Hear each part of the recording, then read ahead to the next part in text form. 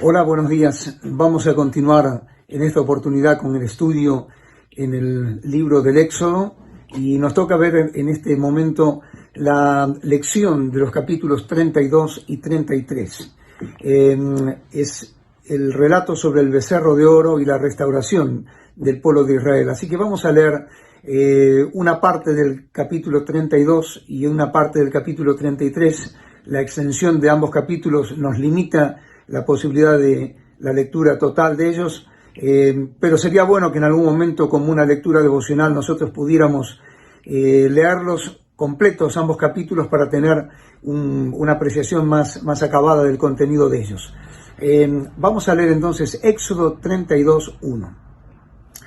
Viendo el pueblo que Moisés tardaba en descender del monte, se acercaron entonces a Aarón y le dijeron: levántate, haznos dioses que vayan delante de nosotros, porque a este Moisés, el varón que nos sacó de la tierra de Egipto, no sabemos qué le haya acontecido. Y Aarón les dijo: apartad los zarcillos de oro que están en las orejas de vuestras mujeres, de vuestros hijos y de vuestras hijas, y traédmelos. Entonces todo el pueblo apartó los zarcillos de oro que tenían en sus orejas, y los trajeron a Aarón. Y él los tomó de las manos de ellos, y les dio forma con buril, e hizo de ello un becerro de fundición. Entonces dijeron: Israel, estos son tus dioses, que te sacaron de la tierra de Egipto. Y viendo esto Aarón, edificó un altar delante del becerro y pregonó a Aarón y dijo: mañana será fiesta para Jehová. Y al día siguiente madrugaron y ofrecieron holocaustos y presentaron ofrendas de paz. Y se sentó el pueblo a comer y a beber y se levantó a regocijarse. Entonces Jehová dijo a Moisés: anda, desciende, porque tu pueblo que sacaste de la tierra de Egipto se ha corrompido. Pronto se han apartado del camino que yo les mandé. Se han hecho un becerro de fundición y lo han adorado, y le han ofrecido sacrificios, y han dicho: Israel, estos son tus dioses que te sacaron de la tierra de Egipto. Dijo más Jehová a Moisés: yo he visto a este pueblo, que por cierto es pueblo de dura cerviz. Ahora pues, déjame que se encienda mi ira en ellos y los consuma, y de ti yo haré una nación grande. Entonces Moisés oró en presencia de Jehová su Dios y dijo: oh Jehová, ¿por qué se encenderá tu furor contra tu pueblo, que tú sacaste de la tierra de Egipto con gran poder y con mano fuerte? ¿Por qué han de hablar los egipcios diciendo: para mal los sacó, para matarlos en los montes y para raerlos de sobre la faz de la tierra? Vuélvete del ardor de tu ira, y arrepiéntete de este mal contra tu pueblo. Acuérdate de Abraham, de Isaac y de Israel tus siervos, a los cuales has jurado por ti mismo y les has dicho: yo multiplicaré vuestra descendencia como las estrellas del cielo, y daré a vuestra descendencia toda esta tierra de que he hablado, y la tomarán por heredad para siempre. Entonces Jehová se arrepintió del mal que dijo que había de hacer a su pueblo. Y volvió Moisés y descendió del monte, trayendo en su mano las 2 tablas del testimonio. Las tablas escritas por ambos lados, de uno y otro lado estaban escritas. Y las tablas eran obra de Dios, y la escritura era escritura de Dios grabada sobre las tablas. Cuando oyó Josué el clamor del pueblo que gritaba, dijo a Moisés: alarido de pelea hay en el campamento. Y él respondió: no es voz de alaridos de fuertes, ni voz de alaridos de débiles. Voz de cantar oigo yo. Y aconteció que cuando él llegó al campamento y vio el becerro y las danzas, ardió la ira de Moisés, y arrojó las tablas de sus manos y las quebró al pie del monte. Y tomó el becerro que habían hecho y lo quemó en el fuego, y lo molió hasta reducirlo a polvo, que esparció sobre las aguas, y lo dio a beber a los hijos de Israel. Capítulo 33. Jehová dijo a Moisés: anda, sube de aquí tú y el pueblo que sacaste de la tierra de Egipto, a la tierra de la cual juré a Abraham, Isaac y Jacob, diciendo: a tu descendencia la daré.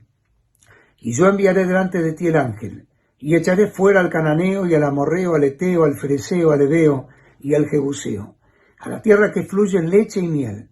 Pero yo no subiré en medio de ti, porque eres pueblo de dura cerviz, no sea que te consuma en el camino. Y oyendo el pueblo esta mala noticia, vistieron luto, y ninguno se puso sus atavíos, porque Jehová había dicho a Moisés: di a los hijos de Israel: vosotros sois pueblo de dura cerviz, En un momento subiré en medio de ti y te consumiré. Quítate pues ahora tus atavíos para que yo sepa lo que te he de hacer. Entonces los hijos de Israel se despojaron de sus atavíos desde el monte Horeb. Versículo 11. Y hablaba Jehová a Moisés cara a cara, como habla cualquiera a su compañero. Y él volvía al campamento. Pero el joven Josué, hijo de Nun, su servidor, nunca se apartaba de en medio del tabernáculo. Y dijo Moisés a Jehová: mira, tú me dices a mí, saca este pueblo, y tú no me has declarado a quién enviarás conmigo. Sin embargo, tú dices, yo te he conocido por tu nombre, y has hallado también gracia en mis ojos. Ahora pues, si he hallado gracia en tus ojos, te ruego que me muestres ahora tu camino, para que te conozca, y halle gracia en tus ojos, y mira que esta gente es pueblo tuyo.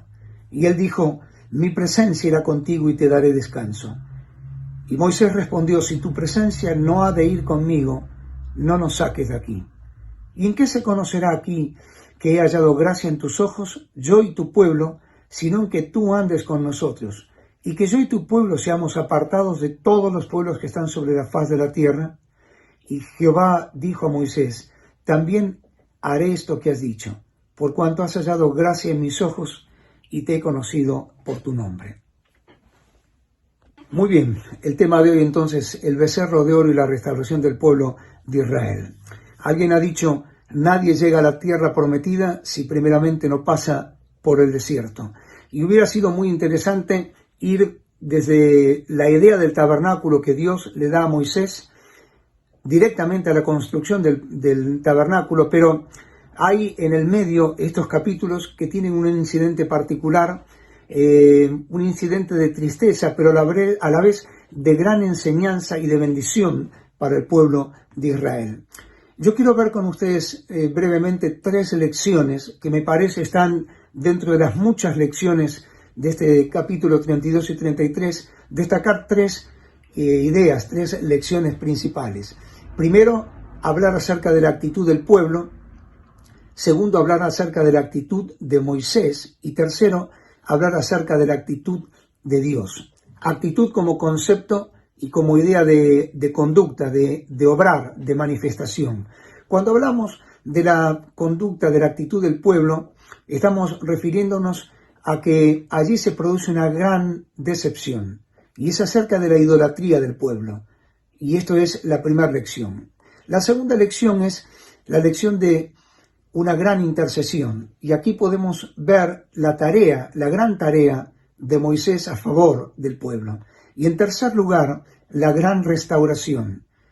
Y aquí vamos a observar algo acerca de la tarea de cómo Dios restauró a su pueblo.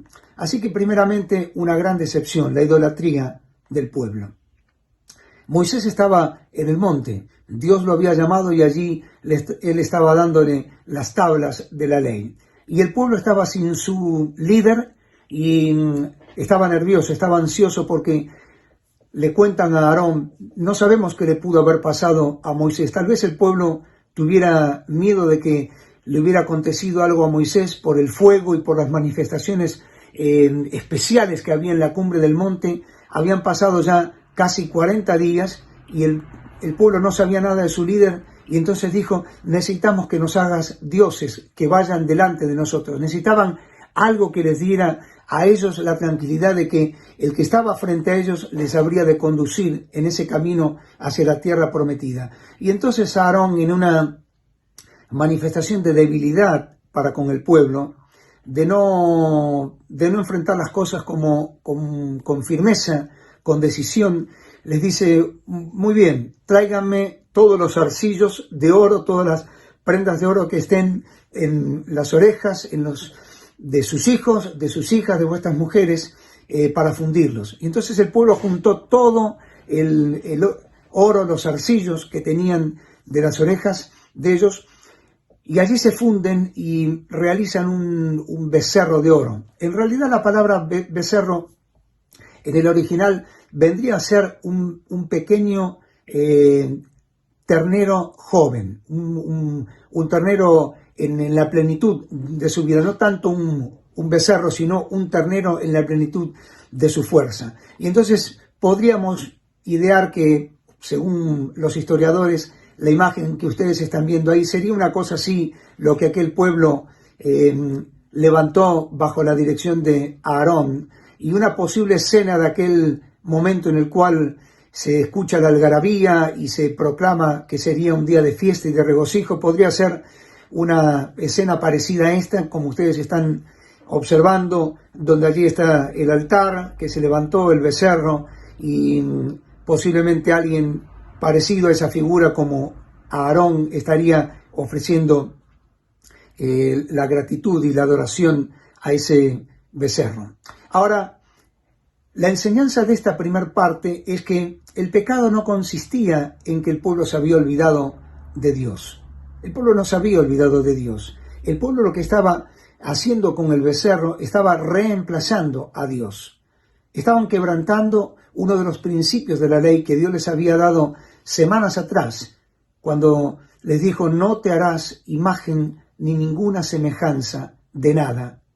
Y el pueblo estaba quebrantando esa ley de Éxodo capítulo 20. Así que el pueblo estaba colocando la figura de este becerro en el lugar de Dios, lo estaba reemplazando. Es interesante notar que el salmista, en el Salmo 106, versículos 19 al 22, dice, refiriéndose a este error del pueblo: hicieron becerro en Horeb, se postraron ante una imagen de fundición. Así cambiaron su gloria por la imagen de un buey que come hierba. Olvidaron al Dios de su salvación, que había hecho grandezas, en Egipto, maravillas en la tierra de Cam, cosas formidables sobre el Mar Rojo. Así que el problema de la idolatría del pueblo es un problema que atravesó la historia de Israel. Israel siempre fue un pueblo con tendencia a la idolatría. La palabra idolatría es la composición de dos expresiones, ídolo y latría. Latría es culto, así que es el culto a un objeto, una fundición, algo material.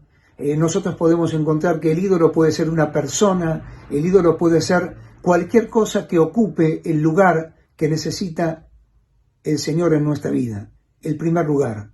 Y entonces cuando uno observa este pecado del pueblo de Israel, se da cuenta de que el pecado ha atravesado, la idolatría ha atravesado toda la historia, y permanentemente es un problema con el cual el pueblo de Dios siempre se tiene que enfrentar. Claro, hoy no tenemos, por lo menos en nuestro mundo, tantas manifestaciones de ídolos. De hecho, se están sacando muchos de los ídolos, porque los ídolos ahora están adentro, no están afuera, están adentro de la persona. Así que el ídolo puede ser una persona, el ídolo puede ser una actividad, el ídolo puede ser un pasatiempo, el ídolo puede ser un trabajo, puede ser el placer. Quiero manifestarte un ídolo que me parece estar observando en esta época particular de la pandemia, el ídolo de Netflix. Encuentro permanentemente creyentes que cuando se ven o cuando se hablan por teléfono, su primer palabra después de que se saludan es esta: ¿qué estás viendo en Netflix? Puede ser un ídolo. Un ídolo es aquello que consume el tiempo que le corresponde a Dios. Dios no se opone a que nosotros veamos películas o tengamos pasatiempos o hagamos actividades o nos dediquemos a nuestros hobbies, aquellas cosas que nos gustan. Dios nunca se va a enojar por eso. Dios se va a enojar cuando eso toma el lugar suyo. Es decir, cuando el tiempo que le corresponde a Dios es el tiempo que le estamos dando a alguno de los ídolos que pueda haber en nuestra vida. No nos equivoquemos, este becerro fue un problema para el pueblo de Israel. Y nosotros, como creyentes, permanentemente levantamos becerros en nuestra vida, a veces sin darnos cuenta, y están sacando el lugar que le corresponde al Señor. La Biblia no oculta la realidad del pueblo de Israel. La Biblia dice con claridad sus triunfos, pero también muestra con claridad sus fracasos. ¿Para qué? Para enseñarnos que nosotros tenemos que aprender de la historia y no repetirla. Moisés había salido 40 días. 40 días era un periodo muy corto para el trabajo tan largo que Dios quería hacer con el pueblo y a través del pueblo. Y mientras Dios estaba trabajando en Moisés y a favor del pueblo, el pueblo estaba desesperando, el pueblo estaba impaciente. A veces, querido, los tiempos de Dios no son los tiempos nuestros y tenemos que aprender a esperar. Aun cuando no haya ningún tipo de manifestación de Dios, tenemos que aprender a esperar los tiempos de Dios. Allí hay algo significativo. Dios dice, es un pueblo de dura cerviz. Es un pueblo con un copete alto. La palabra dura cerviz aparece por lo menos unas 18 veces en el Antiguo Testamento y representa esa figura del buey, del caballo, del asno, que es difícil de manejar, porque está permanentemente en oposición al manejo de las riendas que tiene sobre él. No está de acuerdo y entonces, como decimos habitualmente, se retoba, se enoja, quiere hacer otra cosa. Y esta actitud es una actitud que nosotros tenemos que estar permanentemente en cuidado. ¿Por qué? Porque nos puede suceder lo mismo a nosotros. Hay una frase muy significativa que se ha repetido un poco distorsionada y es esta: aquellos pueblos que desconocen su historia están condenados a repetirla. En realidad, el filósofo Jorge Santayana lo que quiso decir es: aquellos que no conocen la historia están condenados a repetirla. No se estaba refiriendo a un pueblo o a una nación o algo en particular, sino a lo general. Tenemos que aprender de las lecciones de la historia. ¿Para qué? Para no volver a repetirlas, para no volver a cometer los mismos errores. Aquel pueblo había caído en la idolatría y nosotros tenemos que tener mucho cuidado de lo que representa la idolatría aún vigente y en contra de nuestras vidas. En segundo lugar, hay una lección importante y es la actitud de Moisés frente al pueblo, y esto se destaca en la oración intercesora de Moisés. Al descender de la montaña, Moisés se entera de lo que ha pasado. Dios ya sabía. Dios le dice: Moisés, baja, porque tienes que ir al pueblo. Allí se han corrompido, se han estropeado, están rindiendo culto no a mi persona, sino a un objeto, a un ídolo. Y entonces Moisés se apresura a descender, bajan allí con Josué y se produce entre ellos una conversación. Josué le dice: me parece que hay gritos de pelea. Y Moisés le dice: no, no son gritos de peleas, ni de fuertes ni de débiles. Son gritos de un pueblo que está clamando a dioses extraños. Y entonces allí Dios le dice: Moisés, déjame que vaya y los destruya. Dios no le pidió que Moisés tuviera una oración, ni que intercediera por ellos. Dios quería directamente ir y destruir al pueblo. Ahora, ¿qué hubiera pasado si Moisés no hubiera intercedido? Cuando la Biblia dice Dios se arrepintió, lo que está queriendo decirnos es que Dios no se arrepiente, es decir, Dios no cambia de opinión. Lo que Dios hace es frenar su actitud, modificar su plan, cambiar su programa, lo cual no quiere decir que se arrepienta porque es voluble en sus decisiones y fácilmente puede cambiar.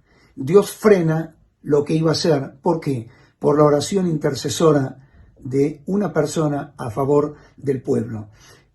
Allí Moisés le dice: Señor, cuando ora, y le presenta tres razones. La primera razón es: Israel es tu pueblo. La segunda razón es: Egipto, cuando se entere de esto, se va a alegrar y va a decir: ¿para qué los sacó? Para matarlos en los montes. Los hubiera dejado acá y se van a burlar de nosotros. Y en tercer lugar, no se van a poder cumplir si tú los matas, si tú los raes de la tierra, no se van a poder cumplir las promesas que has hecho para el pueblo. Acuérdate de lo que le prometiste al pueblo. Y en esa oración intercesora de Moisés a favor de Israel, Dios frena lo que iba a hacer. No obstante, este pueblo de dura cerviz necesitaba una enseñanza. Y la gran enseñanza y la corrección para la desobediencia del pueblo, para la idolatría del pueblo, es que en ese momento Dios manda la muerte de aproximadamente unas 3.000 personas. 3.000 personas mueren porque Dios castiga al pueblo. Y entonces Moisés vuelve a interceder ante Dios por el pueblo, vuelve a orar por el pueblo. Y yo quiero dejarte, querido, en esta oportunidad, algo que a mí siempre me hace bien pensar. Le hace bien pensar a todo creyente sobre esto. La única respuesta para nuestros pecados, para nuestros fracasos, para nuestras caídas, para nuestros errores, para nuestros tropiezos, para nuestras frustraciones, la única respuesta posible es la oración. Pero también la única respuesta para los problemas de los otros, de los demás, es la oración. Moisés nos enseña a orar. Moisés fue un gran hombre de oración. Obviamente, el proceso del aprendizaje de la vida de oración no surge de un momento para otro, de un día para otro, de un mes para otro. Es un largo proceso de una conducta, de una vida que se dedica a orar. ¿A orar por qué? Porque se da cuenta que necesita el poder de la oración. Y se da cuenta que lo único que puede mover el poder de Dios es la oración. Así que la oración no solamente para nosotros, sino también para los demás, es un valor incalculable, es un arma poderosa. Nada ni nadie puede resistir el poder de la oración que se hace en el nombre del Señor y de acuerdo a la voluntad del Señor. Moisés aprendió la importancia de la oración y nosotros tenemos que aprender la importancia de la oración intercesora también a favor del pueblo de Dios. Dijo John Piper: uno de los grandes resultados del WhatsApp, del Facebook, del Twitter, será demostrar que en el último día la falta de oración no fue por falta de tiempo. Es decir, cuando sumemos todas las horas que nosotros tenemos en las pantallas de nuestros celulares, de nuestras aplicaciones, de nuestras computadoras, nos vamos a dar cuenta que la falta de oración no fue por falta de tiempo. Necesitamos orar y necesitamos disponer tiempo para orar.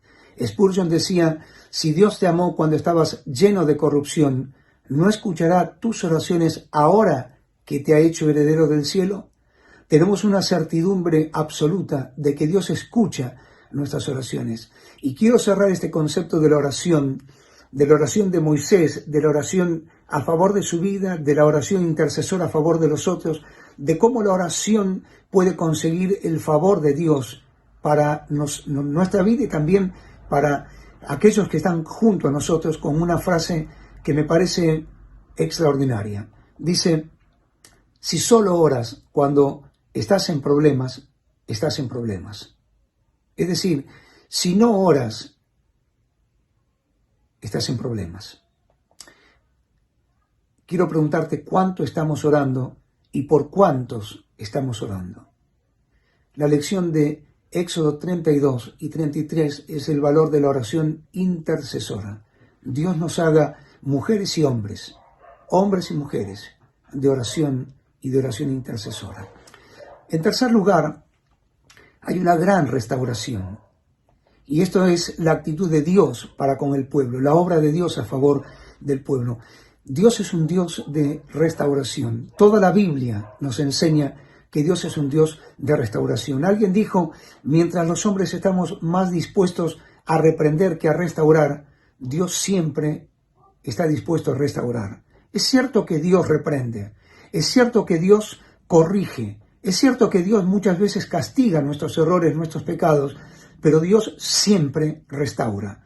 Moisés toma el tabernáculo, dice Éxodo 33, y lo lleva afuera, lo saca del pueblo y lo lleva afuera para montarlo allí, el tabernáculo como tienda. No estaba todavía construido el tabernáculo verdadero, sino como lugar de reunión, y lo saca fuera. Y dice la Biblia que cualquiera que quisiera buscar al Señor, allí en el versículo 7 del capítulo 33, podía salir fuera para encontrarse con el Señor, con Dios. en el tabernáculo de reunión. Y esto es importante porque tenemos que salir fuera de nuestras ideas, de nuestros problemas, de nuestros conflictos, de nuestras preocupaciones para encontrar al Señor. Hay que salir fuera. Y entonces yo quiero ver cómo la obra de Dios actúa a favor de usted, de el pueblo de Israel, a favor mío, a favor de cada uno de nosotros, en varios aspectos. En primer lugar, el versículo 12, uno puede encontrar la gracia y la restauración de Dios en la elección de Moisés. Allí el versículo dice: mira, si tú me dices a mí, saca a este pueblo, y no me has declarado a quién enviarás conmigo, sin embargo, yo te he conocido por tu nombre y he hallado gracia en tus ojos. La gracia de Dios en la elección de Moisés y del pueblo.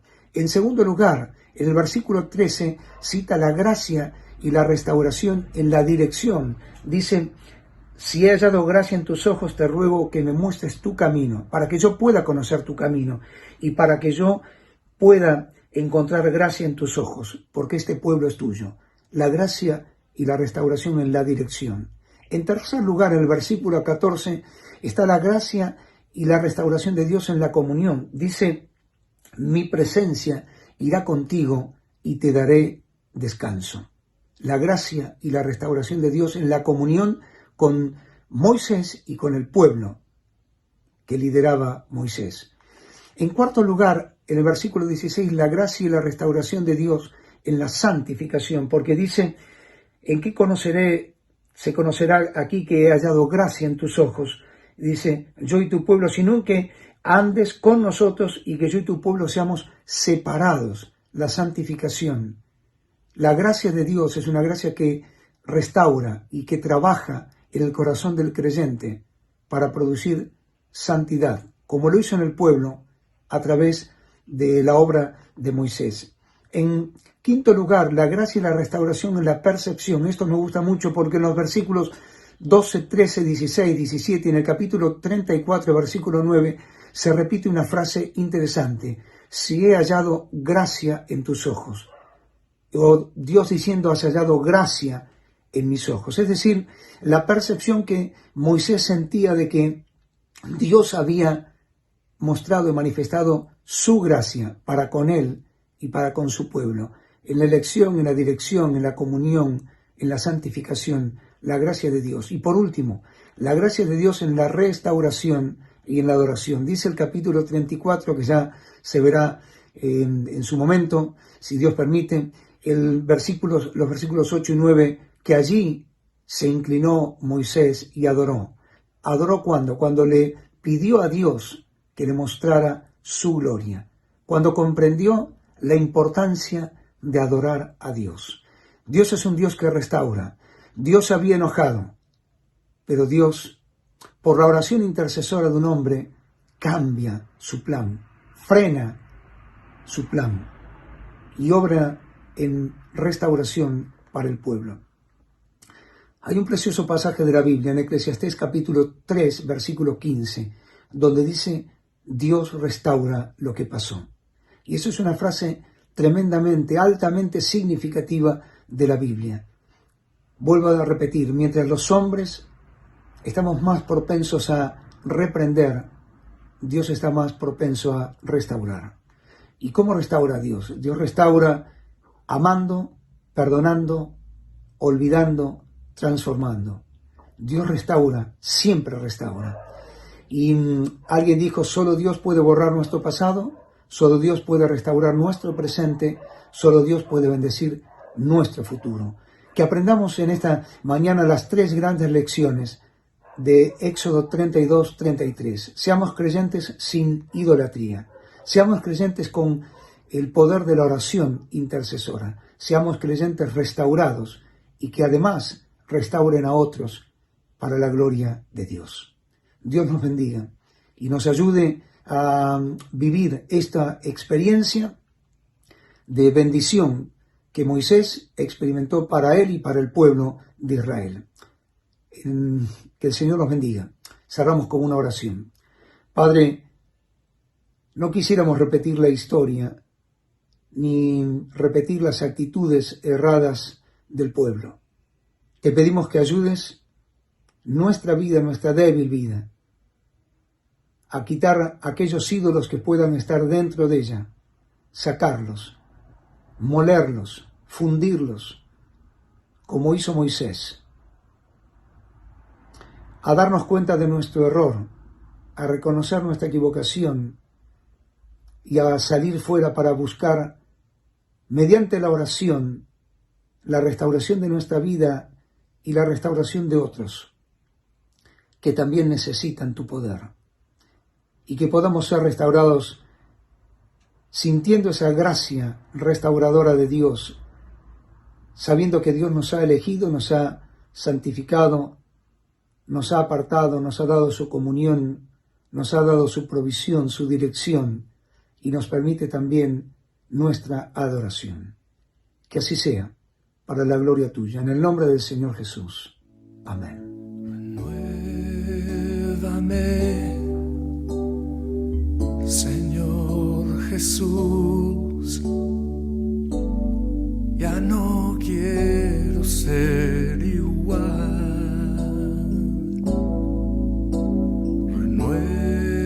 Renuévame, Señor Jesús, pon en mí tu corazón, porque todo lo que hay dentro de mí necesita ser cambiado, Señor, porque todo lo que hay dentro de mi corazón necesita más de ti.